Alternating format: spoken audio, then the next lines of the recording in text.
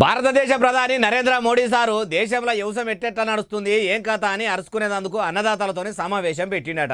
రైతన్నలతోని కాయిస్గా meeting పెట్టిందంటే private కంపెనీలు ధరలు నిర్ణయించి వాళ్ళ సామాన్లు అమ్ముకున్నట్టు మీరు పండించిన ధాన్యానికి మీరే గిట్టుబాటు ధర నిర్ణయించురని సమావేశం అయ్యిండా. ఏదో అరుచుకుందాం పరి.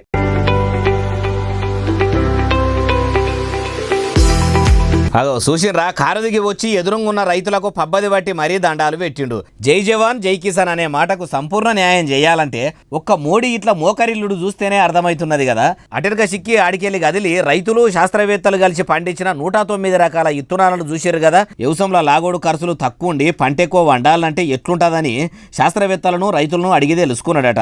అవిటినే మార్కెట్లకు విడుదల చేయాలని వచ్చిన ప్రధాని సారు ఇట్లా రైతులు పండించిన పంట భూమి కాడికి పోయి కలెదిరిగి ఇత్తనాలు ఎట్లేయాలి, నీళ్లు ఎన్ని పూటలు వారబెట్టాలి, ఎరువులు ఎన్ని మాటలు పోయాలి, మందులు ఎన్ని మాటలు కొట్టాలి అని అరుచుకున్నాడు.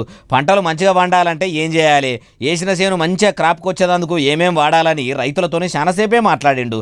అటెనక సిక్కి శాస్త్రవేత్తలతో కూడా ఏమేమి ఇత్తనాలు ఇప్పుడు కనుగొన్నారు, ఈ తేప రైతులకు ఇద్దామా అని అడిగిండు. వ్యవసాయం అన్న రైతన్నలు అన్న మోడీ సారుకు ఎంత పాయిరమో పంట పొలాలు తిరిగిన తరీక చూస్తుంటేనే అర్థమవుతున్నది కదా. అయ్యా ప్రధాని నరేంద్ర మోడీ సారు రైతులకు ఇత్తనాలు ఇస్తేనే అయిపోదు, అవి ఏనుకొని ఎగురు పెట్టాలంటే ఎరువులు కూడా సమయానికి ఇయ్యాలి. పంట చేతుకు వచ్చినాక కూడా ధర కూడా అన్నదాతలే నిర్ణయించుకునేటట్టు కానుడు కూడా పట్టుకొస్తారంటే మీరు జై కిసాన్ అని చెప్పుకునే మాటకు న్యాయం చేసిన వాళ్ళు అవుతారు. దేశానికి రైతే రాజు అని మీ పాలకులు చెప్పే మాటకు కూడా అసలైన న్యాయం చేసిన వాళ్ళు అవుతారు.